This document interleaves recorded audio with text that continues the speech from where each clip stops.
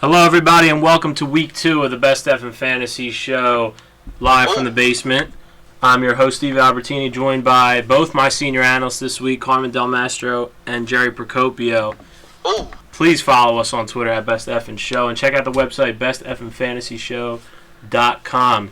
Big Week 1 in the NFL, a lot of things to talk about, so we're going to jump right in with the first matchup of Week 2 on Thursday. The New York Jets, the New England Patriots in an AFC East matchup. The Jets with a surprising win last week in Geno Smith's debut. And the Patriots eked out a victory in Buffalo, but it didn't come without a cost. Danny Amendola hurt his groin. He's expected to be out this week, if not longer. Shane Vereen broke his wrist, and he is out on short-term IR for 8 weeks. Guys, talking about this matchup, breaking it down, the Jets and the Patriots. Last week, Julian Edelman stepped in, had 2 touchdowns down in the red zone. Is he a must-add in all formats? Obviously, he's the number one ad. Right now, he's the Patriots' number one receiver. I mean, Gronkowski's still out. Amendola's going to be out. Hernandez in jail. Yeah. Still? Yeah, and Seinfeld's dead. their pass-catching running back, Shane Vereen, is out. Brady's going to have to throw a lot more. Tompkins got 14 looks last week, only came down with 4 of them. Edelman they trust. Edelman he has chemistry with. He's the number one guy this week. He shouldn't be on any waiver wires. Going to the Jets, they pulled out a surprising win against Tampa Bay. Tampa Bay not a great team, but no one really expected much of the Jets in Week 1 with Geno Smith at the helm. Geno looked okay. His main target was Kellen Winslow. I know everybody forgot about Kellen Winslow after a couple years where he's been invisible. 7 for 79 and a touchdown. Does he look to be the, I don't want to say the go-to guy because that implies that you're a week-to-week producer, but for a young quarterback, he needs a safety valve. Does it look like Kellen Winslow's Geno Smith safety valve? Yeah, Kellen Winslow's worth an ad if you're weak at tight end. Every rookie quarterback goes to their tight end as their safety valve. Kellen Winslow looked good all preseason, and he looks like he has chemistry with Smith, so he's worth an ad. Real quick before we switch to the next game, Stephen Ridley had fumbling issues again, and Vereen stepped in and had a great game, over 100 yards. But obviously, we talked about he's hurt. Is it Ridley's backfield all to himself, or are we going to see any other faces with his fumbling issues? Well, I think you have to go with Ridley again this week just to give him the benefit of the doubt, try and get his job back. But for the most part, we're going to rely on LeGarrette Blount to be the guy. He stinks. And then you got Brandon Bolden has a knee issue.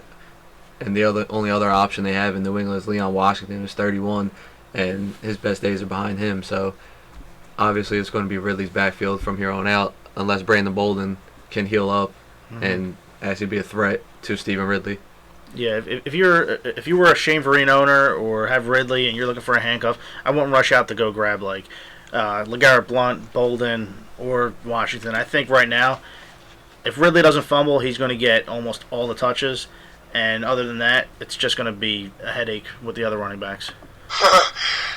In our next matchup of 2 teams that played well into the night last night, the San Diego Chargers traveled to Philly to take on the Eagles. Now we saw a really impressive first half by the Eagles offense. Ran 53 plays in the first half. Shady McCoy was great, rushing for over 180 yards. Deshaun Jackson broke 100 yards receiving for the first time in a while. Is this something that we're going to see on a week-to-week basis? Are we expecting big-time fantasy production, at least from Vic, McCoy, and Jackson? Oh, yeah, I think so. The way this offense is run, this upbeat offense, they're going to be running these kind of plays all the time, and they're going to be keeping defenses on their toes. I don't see the Eagles slowing down what they're doing. Yeah, I definitely like what I saw of the Eagles' offense. The only thing last night, we talked about earlier, Steve, that they took their foot off the gas in the second half a little bit. I don't know if the Eagles' offense were, for lack of a better term, gassed themselves, or the fact that, they just didn't want to show any more of their hand to the rest of the league. But for the most part, I do see Vic, Jackson, and McCoy having solid seasons moving forward. Yeah, absolutely. McCoy is an absolute stud. Deshaun Jackson is going to have the best season he's had in a while. And, with Vic, it's always the same old song. If he stays healthy, he's going to put up numbers in this offense. They're going to move the ball, which I've talked about ad nauseum in the offseason. But I want to go to San Diego now. San Diego blew a potentially big upset last night against Houston. We're up, 21 points in the fourth quarter? Yeah, they were. In typical San Diego Charger fashion. Mm-hmm. Yeah, and we can't blame Norv as much as I'd like to. We can't. He's in Cleveland now. Phillip Rivers, 4 touchdowns, effective fantasy day. Eddie Royal had 2 touchdowns. Vincent Brown had a touchdown, and Ryan Matthews caught a touchdown. We were all happy that Ryan Matthews caught a touchdown, so he was actually showing signs of life for the first time in a year. Mm-hmm. But he was actually out-touched by Ronnie Brown. Mm-hmm. Now, do we think that Ryan Matthews is going to be productive in Mike McCoy's offense, or are we still a little shaky on Matthews? I think Matthews, if he can actually stay healthy, will have a decent fantasy season. Nothing that's going to overwhelm people, but as a low-end 2 flex play, the guy can actually produce a solid fantasy season. Nothing that's going to wow people, but for the most part, if you have Matthews, just temper your expectations on him and just, ride him.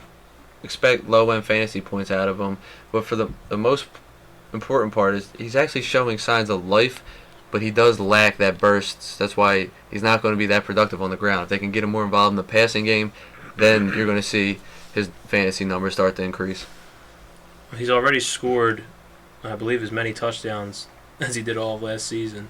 We're pretty close to it. What I want to ask is this a year that Phillip Rivers comes back into that upper echelon quarterback discussion from a fantasy perspective? It all remains to be seen on how much they decide to pass the ball. I mean, they are hurting at receiver, but he did show he could put up numbers last night. There's no clear-cut number 1 running back on that team, and they didn't run the ball a lot last night. It looks like Rivers is going to throw a lot this year. So, I mean, he could jump back into quarterback too, but I don't see him being a reliable week to week. He's a guy, he's not afraid to throw the ball, so that never hurts his fantasy value. Like, we see stuff happen all the time when we talk about Tony Romo, his interceptions. We see Eli throwing interceptions, but still, Romo and Eli, they're going to put up points in the 20s, high 20s for you each and every week. But Rivers is a guy you need to just temper your expectations on, because he's going to be Phillip Rivers. But then again, he can have those weeks that try to change people's minds. But as a guy who you need to fill in, I don't have a problem with starting him because of the fact that he's going to throw the ball almost 40, 50 times a game, and for the simple fact that it's going to get you in the low 20s in fantasy points. So if you need Phillip Rivers, I don't have a problem starting him. Mm-hmm. Yeah, Phillip Rivers is probably a guy in most standard leagues that wasn't drafted. And it wasn't that long ago we were talking about Phillip Rivers as a top 10, maybe even top 5 fantasy quarterback. So with Mike McCoy, he has a chance to approach those numbers from a couple of years ago. Moving on to the St. Louis Rams and the Atlanta Falcons. St. Louis eked out a tough divisional game against the Arizona Cardinals, whereas the Falcons blew a tough one to the New Orleans Saints in the Superdome. Probably the biggest storyline coming out of that Rams-Cardinals game on the Rams side of the ball was the emergence of Jared Cook finally performing the way a lot of us had hoped for. Jared, I know you've been a big Cook supporter over the years. 3 years now. Is this the year? I mean, was that just a taste of things to come, or was that like the best that we're going to see? Well, everybody always knew that he had that potential to be a tight end 1, probably a top 3. He's a top 3 talent tight end at the tight end position in the league. Wow. No, that's bold, but he has the potential this year. Got to be bold on the show. To finish at top 3 at the position. He could be right after Graham and Gronk. And I know I don't want to go off subject, but a lot of people talked about tight ends being weak this year, and actually after week 1, tight ends actually look a lot stronger than people imagined. And I know we envisioned it that way, but I know a lot of other people out there didn't see it that way. So tight end's actually pretty deep this season. Mm-hmm. Jared Cook, an every week fantasy starting tight end? Yes, as of right now, yeah. Bradford loves him. He went to him more times than any of the other receivers. So, and in this offense, see, Jared Cook in Tennessee, he was more of a blocking tight end. This year, they're going for a high-octane pass-first offense, especially with that lacking of the running game they have. Cook's going to be all over the field. I see a really good season out of him. He's a real big dude! Switching to the Falcons, Pro Bowl wide receiver Roddy White has been hampered by an injury. He's still not 100% going into week 2. If you're a Roddy White owner, what's your game plan going forward with White? You just got to monitor, his status. I mean, I don't know what his status is now. He's not on any of my teams because I avoided him. But Taking subliminal shots at me, Jay. And guess who do I play this week? I play you, The guy that owns Roddy White. Danny Amendola. Oh The yeah, guy that owns. that's right. Keep going. Oh yeah, I got Shane Vereen, but I got backup plans. Okay, keep going. And Des Bryant Okay, keep going. and Reggae Bush. And it stops right there. And it continues right here. The walking wounded. Roddy White, it's a damn shame. He knew all along that he had the high ankle sprain. The Falcons front office went about it all wrong. If you have the high ankle sprain, just sit out. Don't even send him out there to be a decoy. The Falcons, they have enough weapons on offense to put points on the board. So why even send him out there? Let him heal up, get 100%, and then just go from there. But Roddy White, you're gonna have to temper your expectations on him a little bit. I'm not starting him this week. Roddy White 2 for 19 against a very favorable matchup in New Orleans. So obviously, the injury is an issue, something to keep an eye on. If He only played an 36 snaps too, so. There you go. Moving on to the Carolina Panthers and the Buffalo Bills. Cam Newton with tough sledding this past week against the stout Seattle Seahawks defense, only throwing for 125 yards, the lowest passing output of Newton's young career. This week against Buffalo, who Buffalo did, in all fairness, give Tom Brady some fits last week. Mm-hmm. Is this a good bounce back week for Cam, or are we expecting another clunker? Yeah, he should have I think it's easy to say that he's going to have a better week than last week. But I mean, you still got to temper your expectations with him. He really didn't look good in the preseason that much, and I don't know. I think they still have a lot of work to do on that offense. I feel like we've been waiting for Cam to bounce back every week since that was his rookie season. So we've been saying, oh, he's going to bounce back this week. Oh, he's going to bounce back this week. Is it just me, or is the real Cam Newton finally in the NFL? Wants the NFL game plan for him? Yeah, there's a lot of talk about Cam in this offseason about whether or not he was the franchise quarterback for the Panthers and Ron Rivera's job was on the line and things like that. So there's a lot of pressure on Cam's massive shoulders. So it'll be interesting to see if he bounces back against the Bills. Switching to the other side of the ball, C.J. Spiller, not a great debut. Fumbled early on in the game and never really seemed to gain any traction. Fred Jackson came in, 13 carries for 67 yards, also added 4 catches. Now, Fred Jackson is the guy who's produced in this offense for a long time. But C.J. Spiller is the guy in this offense. Are we, if you're a Spiller owner, are you concerned? There's just a minor blip on the radar because a lot of big-time running backs didn't really produce this weekend, which we'll get to later. But is Fred Jackson like a viable component of this offense? What alarmed me more than anything is the fact that they went away from him so quick. They didn't really try to reestablish him in the run game. Usually when you have a guy that the caliber of C.J. Spiller and you talk all preseason, we're going to give C.J. Spiller the ball until he throws up, this, that, and the other thing, and then you go away from the guy supposed to be... Where was that, Doug? And you go away from Spiller so quick, and you rely on Fred Jackson, who is a viable fantasy running back and NFL running back, no doubt about it, but it is a little alarming to me, even though it's week 1. It's still, you saw the same case in Washington. Alfred Morris looked terrible in the first half of that game yesterday, and Shanahan, of all people, stuck with him. I was ready. And I know a lot of people are ready to hit the halloo meter and just go from there, but Spiller it's a little alarming to me right now. Well, the one I guess saving grace for Spiller is that they are going to run the ball a ton. E.J. Manuel looked okay, 18 to 27, 150 yards, didn't turn the ball over.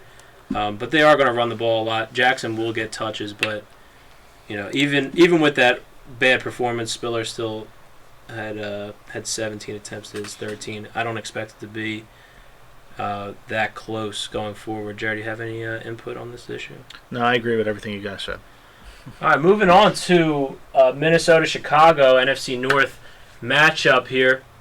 Adrian Peterson did not waste any time going after that 2,500 yards that he seeks in 2013, busting up a 78-yard touchdown run on his first carry of the year. But the same issues persist for Minnesota. Are they going to get help from anywhere else? Jerome Simpson had a surprising game where he had 7 carries for 140 yards. We're not overreacting to that, are we? We're not. Jerome Simpson's not all of a sudden a fantasy guy to keep your eye on, is he? No, I wouldn't rush out and get him until you see some week-to-week consistency. Because, I mean, they still drafted Cordell Patterson, and they got Greg Jennings. I don't know. I think it's just a week one. That's not going to happen every week. No sighting of my man Jarius Wright. It's very upsetting to me. That too.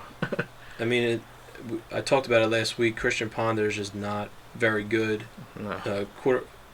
Cordero Patterson, 1 catch, 10 yards. Greg Jennings, 3 for 33.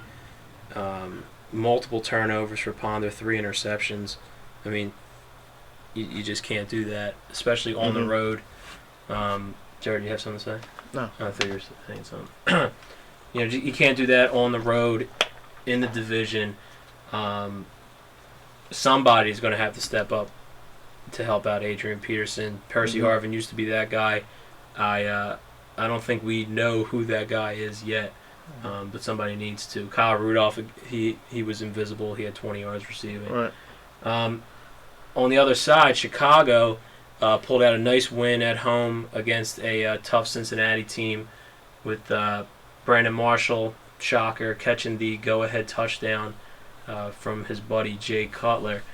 Business as usual for Chicago this week. Are we expecting good games out of Forte and Marshall, or is somebody else going to step up and join the party also? I think Alshon Jeffrey has his breakout game. Because look at what the Vikings did.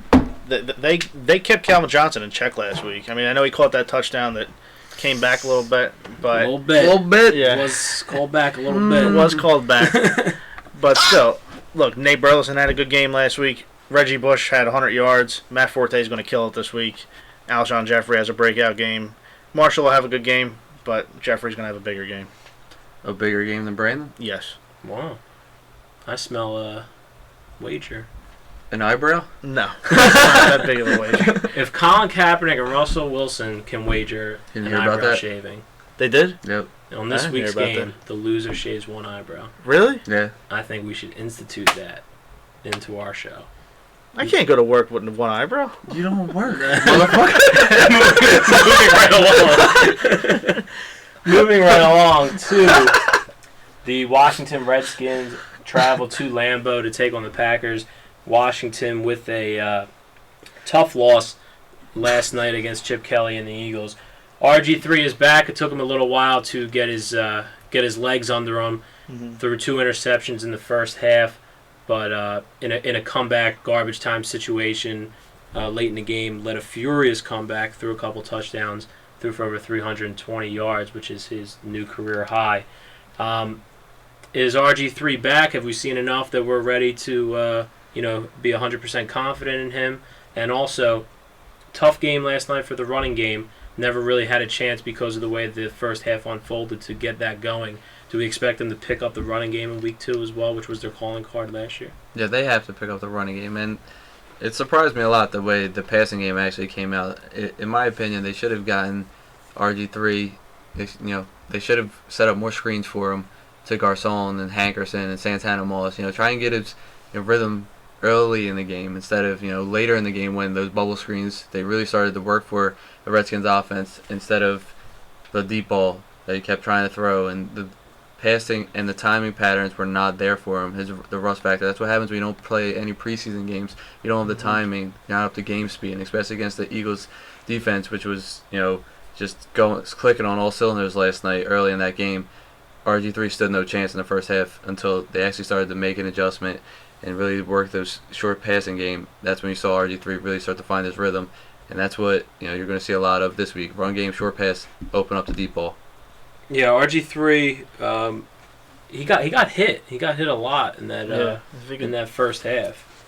If you could stay away from Clay Matthews, you'll have a good game. Yeah, just run an extra 10 feet out of bounds so he doesn't tackle you. Yeah. But RG3, once he started to get his legs under him a little bit, and it was strictly passing situations. I don't think they ran the ball at all after Morris got that touchdown late in the second half, and he looked good. But again, it's against the prevent defense. It's a odd situation, but the running game should be back this week against a an okay Green Bay defense. Green Bay, on the other hand, lost a tough one at Candlestick. Colin Kaepernick continues to haunt the Green Bay Packers, throwing for over 400 yards on their defense this week. Aaron Rodgers had a typical Aaron Rodgers game, 333 yards, 3 touchdowns. Jordy Nelson was great. Randall Cobb was great. James Jones Non-existent. He's MIA. I don't know. He's in the witness protection program right now. Are we expecting a nice bounce back game for Green Bay coming home, the home opener against the Washington team on a short week? Yeah, I think Rodgers will have the same type of game. Hopefully James Jones gets involved. I mean, I drafted him in the 6th round in a lot of leagues because, I thought he was going to be that guy that's going to step up. And more importantly, I think Eddie Lacy has 100 yards and a touchdown, maybe 2. Look at what McCoy did to them last week. So if they run the ball, I mean, I know Green Bay does pass a lot, but Washington run defense was awful last week. They were awful last week. We talked about it earlier. Shady gashed them pretty good. Eddie Lacy scored his first NFL touchdown last week, 41 yards on 14 carries. Expect him to be better this week against Washington. Moving on back to the AFC, Miami travels to Indianapolis to take on the Colts. Miami coming off a nice little win last week against the Browns in Cleveland. Didn't come without some collateral damage, though. Mike Wallace, the high-priced, not overly productive wide receiver, was frustrated in his lack of production last week with only 1 catch, being shadowed by Joe Hayden. I don't think any of us really were high on Wallace going into the year. I don't want to speak for anyone, but I don't think any of us were really high on him. Do we expect? Is this going to be the norm? Not necessarily 1 catch, but Mike Wallace just isn't going to have a great season in Miami. Well, if they can't establish a run game, then you're going to get double coverage on Mike Wallace down the field all day. And that's why you saw Brian Hartline continue, somewhat of what he did last season in spurts. And that's where you're going to get the rest of the season out of that Miami offense if they can't establish a run game. Is Brian Hartline a legit contributor in this offense? If he's available in your league, everybody pick him up? No. No? Not a fan of the Miami passing game, not a fan of the Miami offense. I think you see a new guy emerge in that offense every week. I actually disagree a little bit. I think Hartline could be that more consistent wide receiver week to week because Tannehill already has chemistry with him from last year, and Mike Wallace is already going to take pressure off him. So I think you're going to see some big games out of Mike Wallace, but I think Hartline's a week to week, maybe low end wide receiver 3, but that's remained to be seen. They need to establish some kind of run game.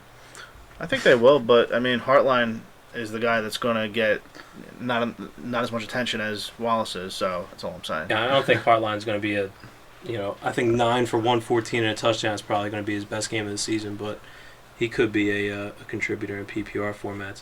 Is Lamar Miller, how concerned are we about the 10 carries for 3 yards for Lamar Miller in this game? Personally, I was never a big Lamar Miller fan, but I mean this was supposed to be his year. Right now, you're not going to get anything for him if you try to trade him. So I would wait till maybe he has that big game or has a good game and try to trade him because I don't trust him.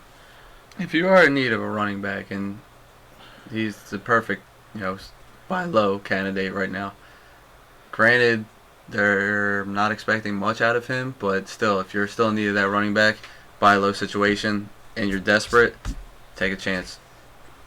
Yeah, he's got a strong matchup this week against the Colts. They're not great against the run. It'll be interesting to see if they try and establish that run this week. Dallas plays Kansas City in Arrowhead Stadium. I want to talk about a couple big-time wide receivers that didn't have the best week ones for a couple different reasons. The first guy is Des Bryant. Rolled an ankle towards the end of that game against the Giants on Sunday night. Is that something we're concerned about? I mean, they were before that they were shadowing his side and playing a high safety, so it opened things up for Jason Witten, who had 2 touchdowns. Miles Austin had a lot of catches, but are we worried about Des Bryant at all? Des Bryant's going to be just fine, right? Yeah, Jer, how do we deal with this? Well, he was double teamed, triple teamed all game, which is why Miles Austin had a very productive night. But I mean, yeah, it's concerning his injury.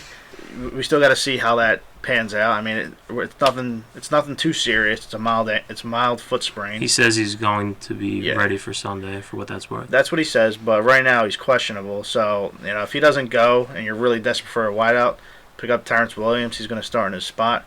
But other than that, I wouldn't be too concerned with Dez. On the other side, we have Dwayne Bowe, who only had 30-something yards receiving this week. A guy that a lot of people were high on going into Andy Reid's offense this year. What do we think about Bowe going forward? Is this just a bad game or what? I think it was just a bad game because, look at this week. The Giants had 3 receivers go over 100 yards last week against Dallas. Yeah. Dwayne Bowe is going to have 100 yards, maybe a touchdown. I like it. As a Bowe owner, I like it. Yeah, because, you figured they played Jacksonville last week, and they were blowing them out all game, so what was the need to pass? This week, Dallas is going to put up points against them. I think so. Casey had a pretty strong defense. I know it was against Jacksonville. The Blaine Gabberts. Yeah. Oh my God. But, Dallas is going to put up points. So they're going to be in passing. Kansas City's going to have to find themselves in a passing situation this week. Can we talk about the Jaguars right now? You want to jump right to the Jaguars? Because I hate everything about Blaine Gabbert. He should not be in the NFL. He's the worst quarterback in the league. He needs to get cut. He's on Sanchez's level. There's enough of Blaine Gabbert. Yeah, we've seen enough of Blaine Gabbert. It's a joke. He's had his chance. He's got Cecil Shorts was wide Shorts, open Blackman, and Mojo. He should be able to move the ball a little bit. Shorts was open on about 60% of his passing routes, and he could not get him the ball to save his life. It was embarrassing. Well, I'm glad you bring up Blaine Gabbert because in Jacksonville, Oakland this week, Chad Henne is the guy. It's so about that's time. great news for Cecil Shorts. Especially if he has the mustache. Well, Then everybody's a winner. You know what? He doesn't have the mustache. That's upsetting, that's and no one's a hard winner. But it is an upgrade for Shorts and somewhat the Jaguars passing game, and for Maurice Jones-Drew a little bit. If Mojo doesn't bounce back this week, then I don't know. Uh-oh. Oh. Now, for their opponent, Oh, kill. the Oakland Raiders, is Terrell Pryor, is he the real deal? He had a couple nice plays last week, rushed for over 100 yards, threw a touchdown. Still a work in progress, but for fantasy purposes, is Terrell Pryor worth an ad? I would add Terrell Pryor if I was thin at quarterback. I'm a fan of Terrell Pryor. I said it, wrote about it in my 5 to watch quarterback list. I'm a huge fan of Terrell Pryor. He fits that offense perfect. All right, jumping back to the AFC North, Cleveland plays Baltimore. One big bright spot for Cleveland last week in their loss to Miami was Jordan Cameron. Had over 100 yards and a touchdown. Jordan Cameron, the real deal, just like Jared Cook. Is he a week-to-week fantasy starting tight end? Jordan Cameron is here to stay. The real deal. Yeah, he's definitely the real deal. He's here to stay. You're North welcome. Turner and Rob Shazinski love to feature the tight end. He will have a nice season. You're welcome. Or at least I'm hoping. T. Rich, after shredding the defense the first drive, really didn't get many touches. I think he only had 5 carries in the second half. Is that something they'll remedy this week? Will T. Rich get plenty of touches? I think we see a bounce back week for T. Rich. That was surprising to me that they went away from him so early in the game. Now, on the other side, Baltimore got absolutely baptized by Peyton Manning on Thursday Night Football, 7 touchdowns for the defending champs. Jacoby Jones goes down. No one else really steps up. Dallas Clark drops an easy touchdown pass. Brandon Stokely can't get any kind of separation.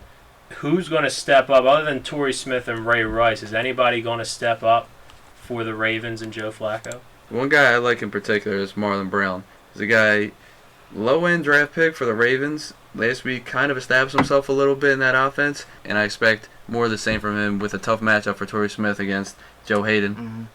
Going on to the Tennessee Titans play the Houston Texans in a AFC South matchup. Two running backs, both running backs, Chris Johnson and Arian Foster, turned in less than stellar Week 1 performances. Who has the better Week 2, Chris Johnson or Arian Foster? It's a tough one. Your boy Arian was a little upset because Ben Tate was taking all his shine. Yeah, I saw that. But Yeah. he did have that. Did you see that one-handed catch he had? No one really cares about It was that. beautiful. I didn't stay up for that. Yeah, well, I stayed up for it. You were probably the only person on the East Coast that did. That's a tough question. I'm going to say Chris Johnson because I still think that they're easing Foster back in and Ben Tate's still going to get a lot of carries. And I don't know. I just think Chris Johnson has a much better week this week. Unfortunately, I'm Can't going really to do have it. to say Arian Foster. I'm going to bounce back week for him because I'm not a huge fan of CJ's matchup this week. Yeah, the Texans are pretty stout against the run. Chris Johnson, 70 yards on 25 carries last week. And Arian Foster finished with 57 yards on 18 carries. So both showing a little room for improvement there. Detroit flies to Arizona to take on the Cardinals. Reggie Bush, a guy that we talked about a lot over the course of the preseason, in his first game with Detroit had almost 200 total yards, 77-yard touchdown receiving. Is this hold on, let me He had put 100 this yards question receiving. together. Had over 100 yards rushing, had a 77-yard touchdown catch. But Joik Bell stole a couple touchdowns. Reggie Bush did get a little nicked up in that game, not expected to miss time this week. But is the emergence of Joik Bell in that goal line duty something that you're worrying about as a Reggie Bush owner, Jer? In multiple leagues? I'm worried a little bit about it. I mean, Joik Bell, he shouldn't be a free agent in any leagues. It's clear that the Lions have a prominent role for him, so he's going to be used a lot. Reggie Bush is going to have a slightly higher workload, but Joik Bell is going to be used a lot. New Orleans travels to Tampa Bay to take on the Buccaneers. You're going to start all your studs in this game, obviously, on both sides, but out of the stable of running backs that the Saints employ, are any of them really worth an ad, a start? You know, other than, I mean, Darren Sproles is a PPR stud, but I'm talking particularly Mark Ingram, Pierre Thomas. Any of those guys worth any consideration at all?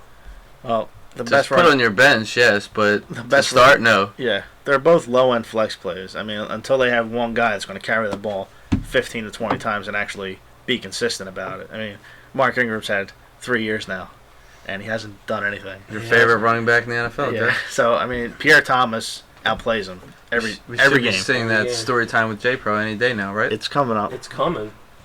The I hate to cut you off 1 second. Oh. Let's go back to that Cardinals matchup. There was one guy I want to talk about. okay. With it. Well, actually, two guys.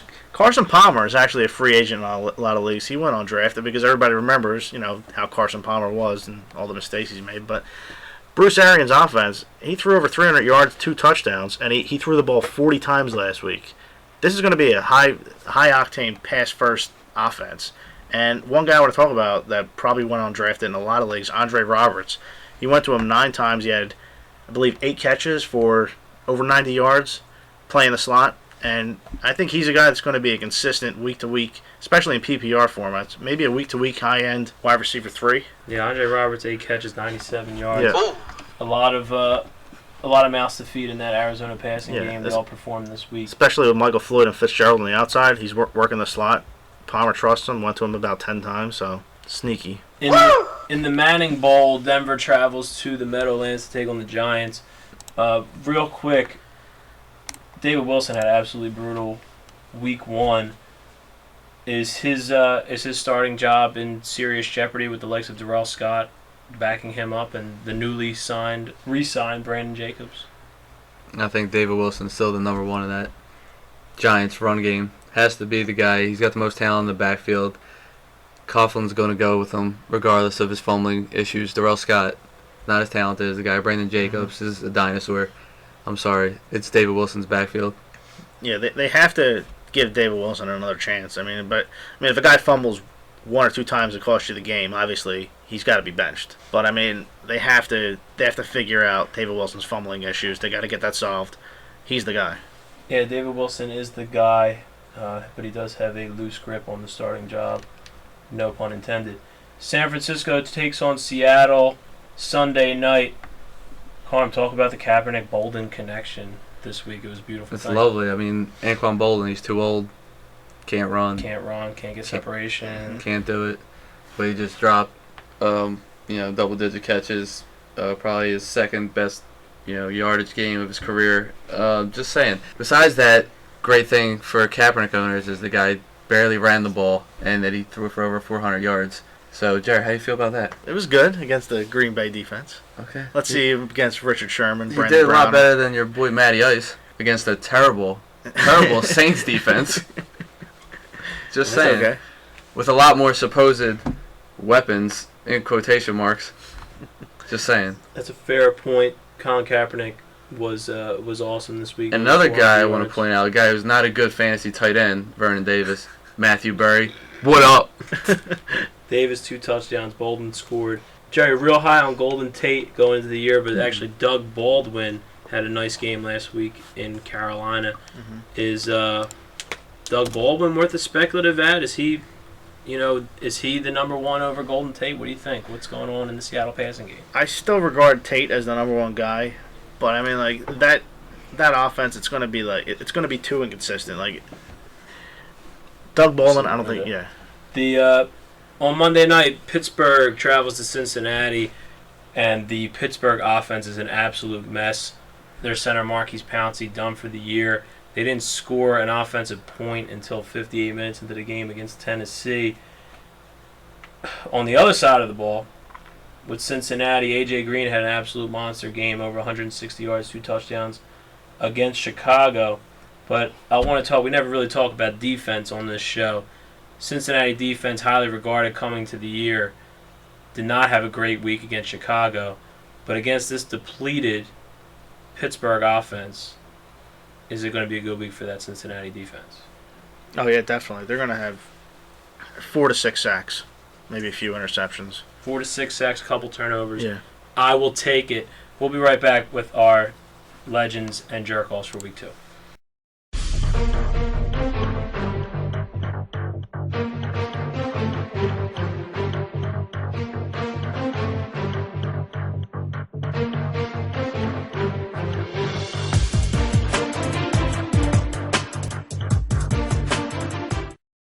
We are back. Week 2, Best Evan Fantasy Show, live from the basement. I'm your host, Steve Albertini, and it is time for the Legends and Jerk-Off segment of the show. But before we get into that, please follow us on Twitter at BestEvanShow and check out the website, BestEvanFantasyShow.com, for all of your fantasy football information. Jared, kick it off. Who's your Legends for Week 2? I've already mentioned them. Alshon Jeffrey, my first one. Minnesota was able to keep Calvin in check for most of the game. I think they're going to use the same thing against Marshall, so I see Jeffrey having a huge week. Next one, rookie Eddie Lacy. I mean, you saw what Shady McCoy did to the Redskins last week. Lacy should have a big game if they decide to run the ball a lot, which I think they should. And my last one, Dwayne Bowe. Like I said, the Giants had 3 receivers over 100 yards last week. Bowe should have a big bounce-back game.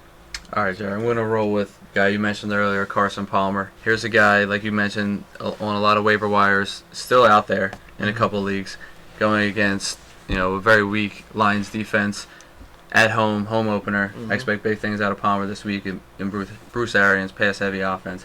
Another guy I like, Mojo, Maurice Jones-Drew against the Raiders. Like I said, if Mojo cannot bounce back this week, then might be time to consider another option. Another guy I like, we got Rod Streeter for the Oakland Raiders. Showed a nice rapport early in the season. Oh my God. Another guy I like, Rod Streeter, showed a nice rapport with Terrell Pryor in week 1. The guy has the ability to be a PPR dynamo for right now. If you're in a PPR league, I would consider picking up Streeter and starting him this week in deeper leagues. And another guy who I'm absolutely in love with at the tight end position, Julius Thomas. There's just too many options on the outside for cornerbacks and safeties to cover. Julius Thomas, it's like parting the Red Sea with this guy. The middle of the field is going to be wide open, especially in the red zone. Julius Thomas, you're starting him this week. Absolutely. Who were your jerk-offs for week 2? My first one, Marshawn Lynch against San Fran defense. Stout against the run. Look for him to have his second bad week in a row. Well, that's great, Jared, because my first one's Frank Gore. I expect in that game the better quarterback to take over the game. And whoever can have a better play at the quarterback position, that team will win the game. Okay, all right. My next one, David Wilson. I know he's going to start. They're going to say, Coughlin's going to say, we're going to give him another chance, but he's going to fumble on the first series. On the first series? The first series. Are you willing to put an eyebrow up on that? Yes. Wow. And you're going to be kicking yourself for keeping him in your lineup. So, all right, my last one. Torrey Smith. Mike Wallace was shut down last week by Joe Hayden. Torrey Smith, don't see him having a great week. All right, my second one we're going C.J. Calvin or Chris Johnson. My second one we're going Chris Johnson. I know we talked about him earlier. Not a favorable matchup for him this week against Houston. 2 bad weeks in a row. Next week, buy low on Chris Johnson. We go with Marcus Colston as my third guy here against Tampa's secondary. If anything that we've seen Tampa's secondary a lot improved with Revis and Golson. Golson laying some New York Jets out, still expecting that guy to be fine a little bit. Still has that San Francisco 49er mentality in him. I'm just saying, Jer. But for the most part, a lot of mouths to feed in the Saints offense. I think Colson takes a step back this week. I think we see a little bit more of Kenny Stills trying to take the top off that defense this week. It's time for everyone's favorite segment, the Who the F*** Is That Sleeper of the Week, brought to you by Ciroc Ultra Premium Vodka. Jared, who do you got? All right, my first one, Vance McDonald. San Francisco tight end, rookie, out of Rice. Seattle's going to have all their attention on Vernon Davis, Anquan. This guy's going to get free. He made a really good athletic catch last week. I see Kaepernick looking for him. My next one. Can I get one in, Jer? You go ahead. All right, I don't have that many. I only have 3. And I got 3 I too. have one in my Thursday night special. I got okay, go ahead. All right, so we can go back and forth. Go ahead. So the only one Styles. the one we're going with is Marlon Brown. I talked about him earlier. I'm not going to say too much. I expect a big week out of Marlon Brown, given the matchup for Torrey Smith on the opposite end. That's all. I'm going to let the master of the Who the F Is That Sleeper go back to work now. All right. You know what? All my sleepers this week are tight ends. It's You okay. like big bodies, Jerry. It's okay. You're the king of the big body. It's He's okay. a real big dude. All right, my next one, Mikael Riviera. You're gonna be mine. Woo! All right, he's the Raiders tight end. Played 42 snaps last week. Raiders played Jaguars. He's going to do something. They don't have a tight end. He's going to do something. Keep going. Mikael All right, Rivera. my last one, other side of the ball, Jaguars tight end, Alan Reasoner. Expect big things this week. Henny starting. Mercedes Lewis is still out. He's going to score this week. He's going to He's do going to do score this something. week. He's going to score this week. Oh, Lord. That's analysis, folks. Last week, the Thursday night special, we went with Julius Thomas. I think I should retire the Thursday night special, but I'm going to keep going anyway. This week, we're going with Stephen Hill, the New York Jets.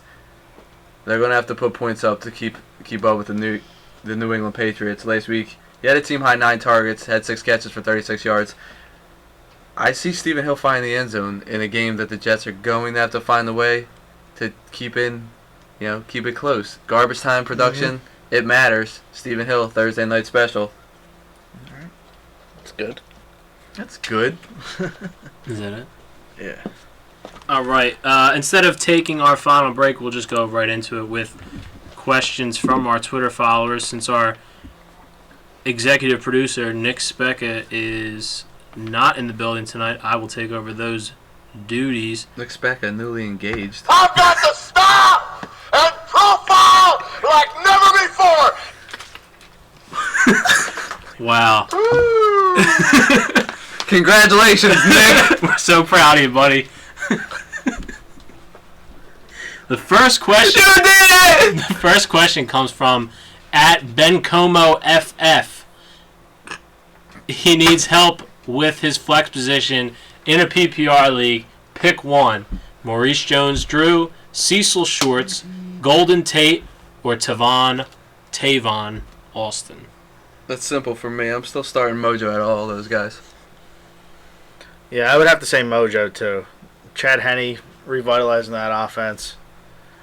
Yeah, Mojo's going to get the most. He's guaranteed the most points out of those guys. It's Mojo, Bencomo. Mojo. It's unanimous.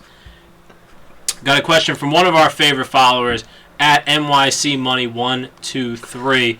He needs help with a couple spots here. 1 running back, 1 and 3 flex positions. Okay, 1 running back, 3 flex Can I take positions. notes during this question? They do that.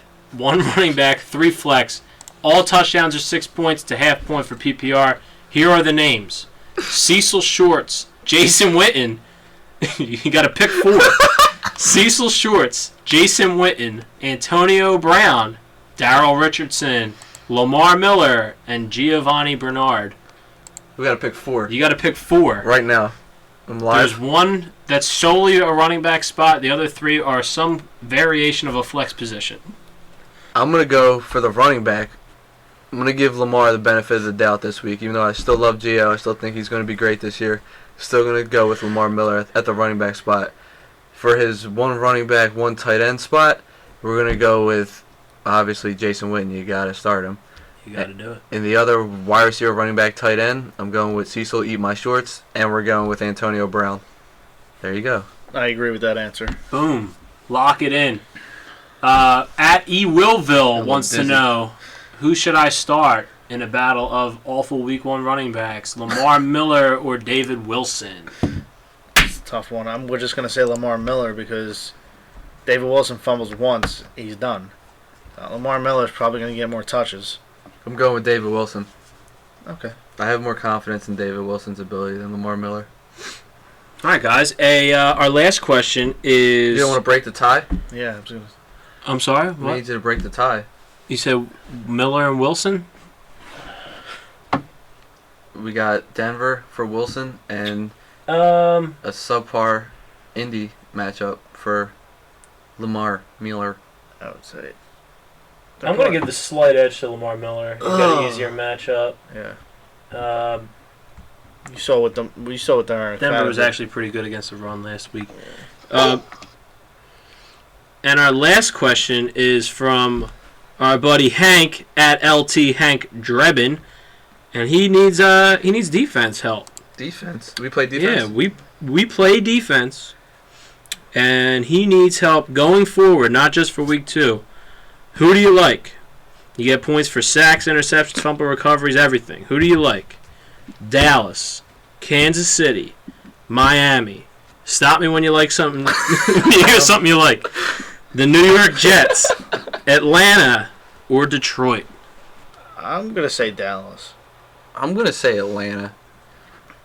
And I'm going to go with Kansas City. So that narrows it down for you? Sorry, Hank. That's the best we can do.